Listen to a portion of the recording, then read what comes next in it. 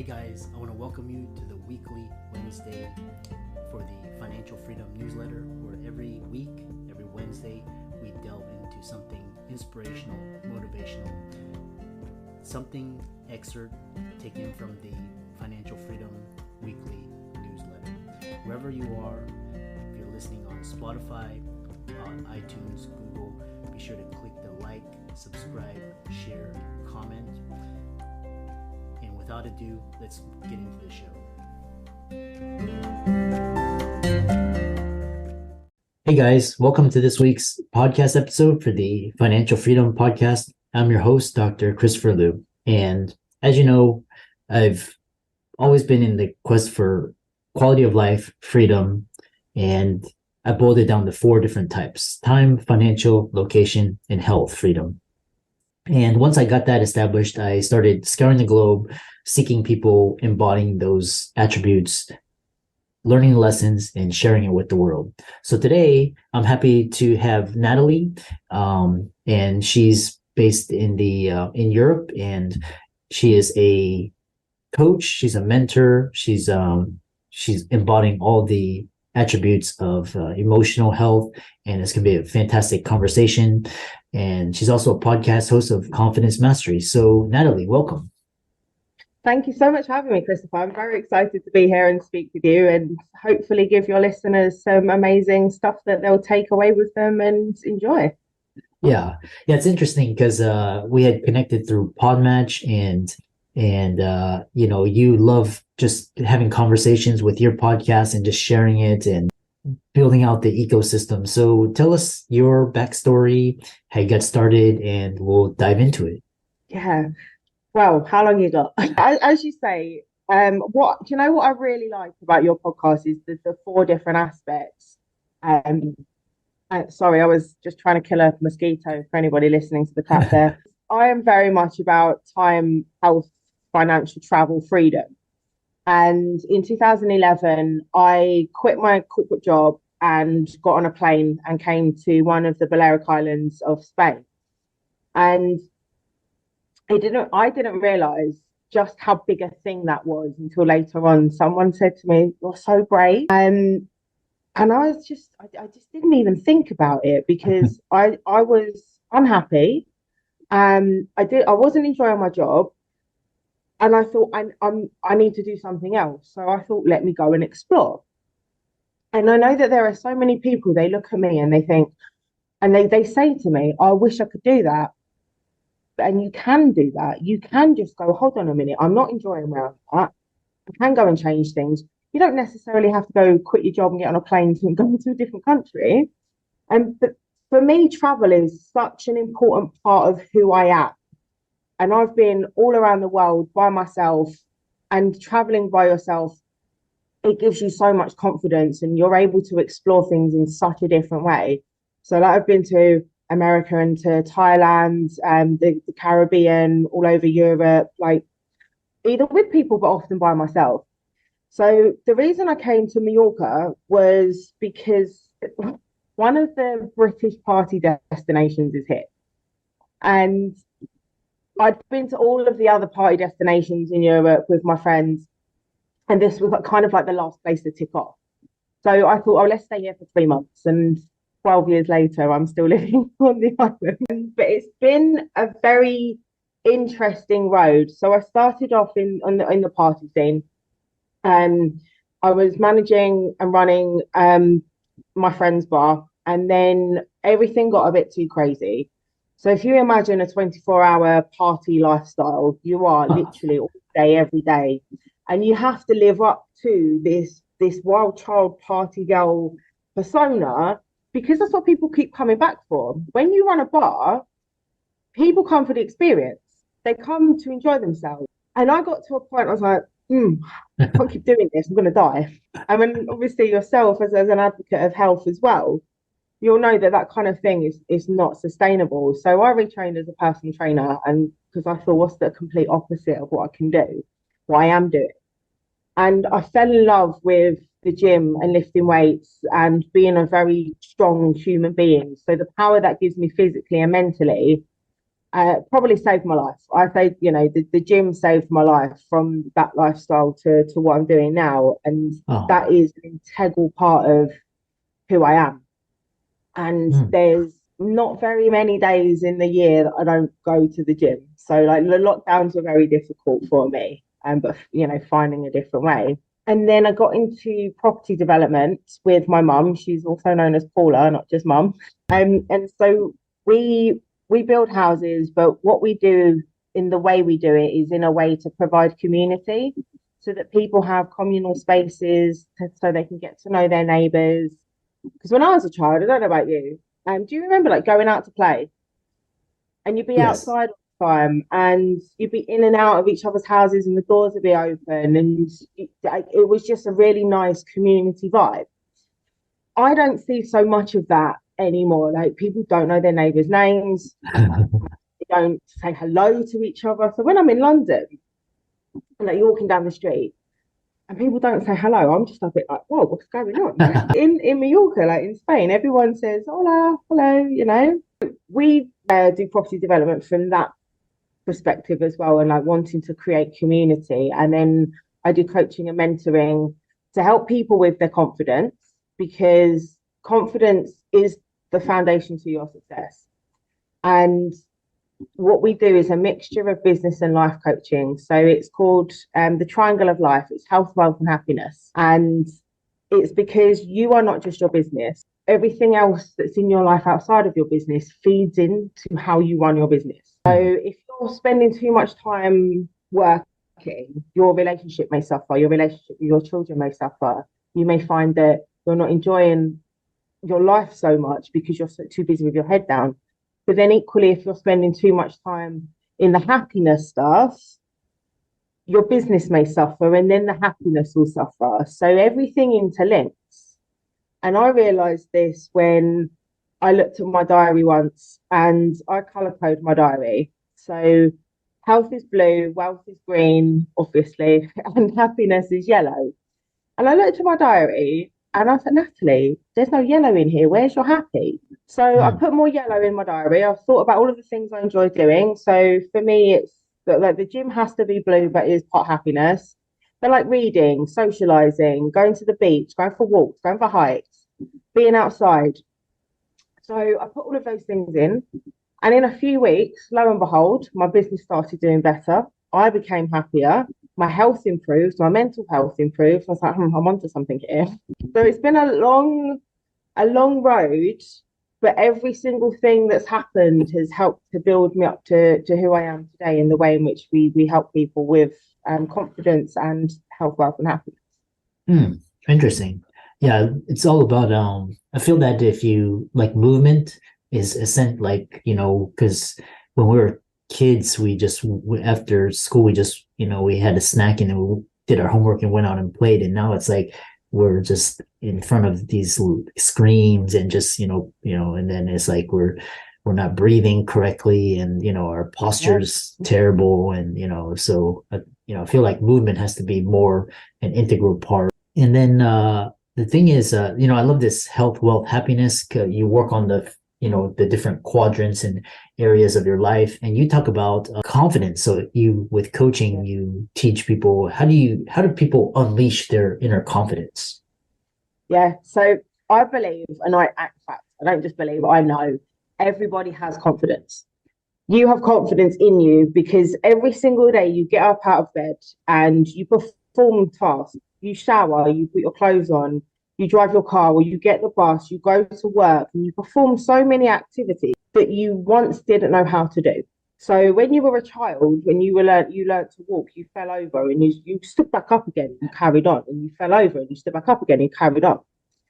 So if we think about learning to walk or learning to tie your shoelaces or learning to drive a car, which now is automatic because you just get in and you just go and you do it, people don't realize that that takes confidence. So if you can have confidence in those areas of life, you can have confidence in something else and in other areas.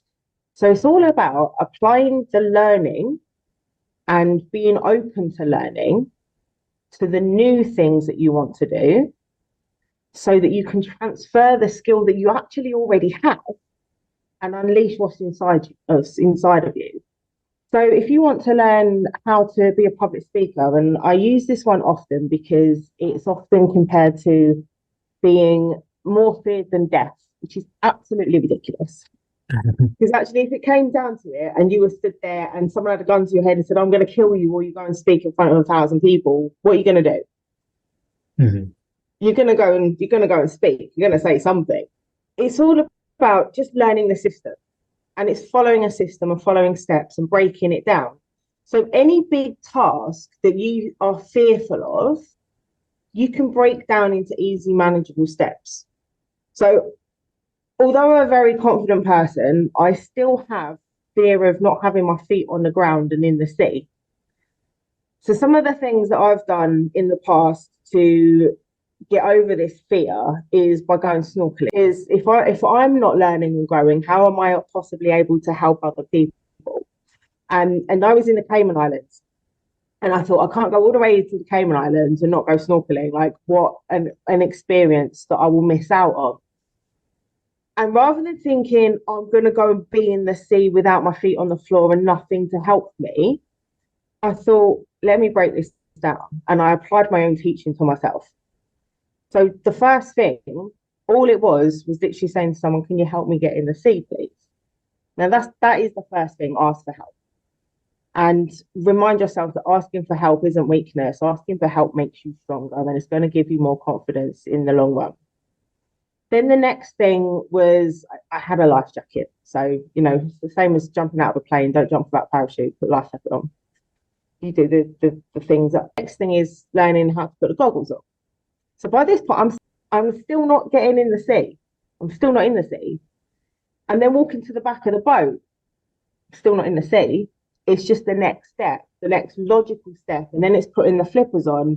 I'm still not in the sea. And then it's going down the ladder. And then I'm in the sea. So if you break it down to it's not the big thing that you're attaining to, it's just that next little step. Mm. And that helps you to understand that confidence comes through progress and it comes through learning. So if you can do one small thing, you can do one small thing again, which leads to the next small thing, which then allows you to have the big thing at the end. Mm-hmm. Does that make sense? Yeah, really interesting. And then we talk about this confidence and what I have two questions. One is, so how do you recognize a lack of confidence or self-esteem in yourself versus others? And what are 3 habits you could build into your daily routine to build confidence? Yeah. So I always think noticing a lack of confidence in yourself, like you'll see when other people are uncomfortable. And I often like to use the example of going to a new networking event. And going to a new networking event can be quite daunting, but you can tell when somebody else feels uncomfortable because they're not making eye contact, they're hiding away in the corner, they're slipping away to the toilets in the breaks, and they're on their phone. All of these little signs. And if you can notice that in someone else, the best way to increase your confidence is to go and help that person. Go and make contact with them and ask them about themselves and what they're there for and introduce yourself. And that's going to, help you to feel better about being there. But then you've done a good thing that helps them. So that then increases your confidence. Yeah. You'll notice it in yourself if you hold back. If you think, oh, I want to do this thing, and then you keep making excuses for not doing it, or you keep procrastinating. And one of my clients, she used to put off doing the big tasks by making a cup of tea and having a biscuit. It was always, I'm not going to do that video yet because I need to have a cup of tea and a biscuit just to, calm my nerves. But she knew she was capable because she'd do it after. So it's a case of removing the thing that's making you procrastinate, doing it first, and then using the cup of tea as the reward for having done the task. So if you know that your palms start to get sweaty and your heart beats faster and your mouth gets dry, or maybe you start talking really, really quickly, and I do that because I'm from London, I talk very quickly. But if you notice all of these physiological reactions in your body and you will put off doing something, that's telling you that there's a lack of confidence or a lack of self-esteem there. But you can push through that by telling yourself that you're excited and starting to implement some habits that will help. So one of the things, well, there's three things as you asked, I'll give you three. And we've been talking a lot about in my Confident Entrepreneurs Club this week as well, is visualize. Now, I'm going to just put this out there. I used to think this was an absolute load of rubbish. All of like the woo-woo stuff that's like, you know, the universe and whatnot. But actually, there's so much truth to it and there's so much power in it. So on a daily basis, give yourself from 30 seconds to 5 minutes. It can be as short as 30 seconds. Do this a few times throughout the day to close your eyes and breathe. Breathing is so powerful. I definitely look into breathing techniques. But breathe and visualize how you are going to feel in the moment that you're doing this task that you want to be confident in. And this is something we learn in speaker training as well, as getting into state. And when you feel that, you embody that person that is that person when you're doing that task. Feel the emotions, feel the adoration, feel the proudness. And when then it happens, you're not going to be surprised by that feeling because you've already become that person by visualizing it. So doing that first thing in the morning, so get those negative thoughts out of your head first thing in the morning, do that throughout the day. Exercise is absolutely vital for confidence. So at least minimum 20 minutes. None of my clients, I will not work with people who won't exercise. Yeah. It is the best thing for your physical and mental health. And when you understand how your body functions and how it works and pushing through challenges, your confidence goes through the roof. Like you look better, you feel better, you have more energy. So even just a 20-minute walk a day, something that you enjoy is going to make a difference. So visualize the feeling, do some exercise, and spend some time doing some personal development. So whether that is reading a book, listening to podcasts like yours or mine, or doing an online course, spending 5 to 10 minutes, even 5 to 10 minutes a day is going to make a massive difference. Now, it doesn't have to be hours and hours and hours because that can become overwhelmed. So it's all about adding the little habits in and letting them stack up and letting the compound effect kick in. So if you can do the three things of visualizing and 5 to 10 minutes of some personal development every day, imagine how you're going to feel. And you can do that in half an hour a day. Imagine how you're going to feel in 30 days from now. We've all got an extra 30 minutes a day. It's just about finding it and prioritizing. Yeah, what a great way to end it. And I love this idea of embodying the feeling and just kind of recently I've seen people, they put things out on Twitter, just they say they're putting it out in the universe, either a house or a spouse, relationship or something, and then they just say they're putting it out there and then embodying that feeling. Movement, that's key. Like it's just when you're physically fit and strong and you're healthy, you that's frees up your mind to do more important tasks. So it makes you so much more powerful. It gives you so much that you can then give back to the world. And so how can people contact you, follow you on social media, and reach out to you? Natalie Arabella Bailey on all of the platforms. I've got long red hair and big muscles. You can't miss me. If you go to my link tree, it's linked there, and that all the socials are there. And then there's the Confidence Mastery podcast on all the podcast platforms too. Yeah.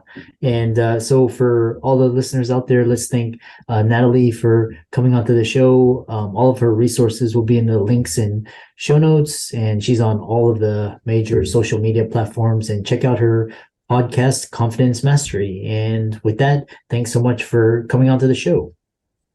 Thank you very much for having me. I very much enjoyed speaking with you. I hope that your listeners have got something great out of this and that they'll take some time to do those three things every day going forward, because confidence is the foundation to your success.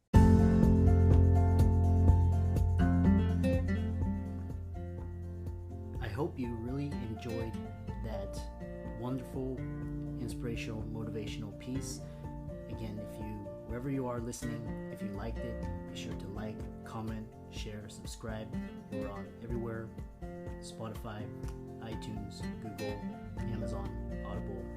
And without much ado, be sure to thank this show's sponsors, and we'll see you next week.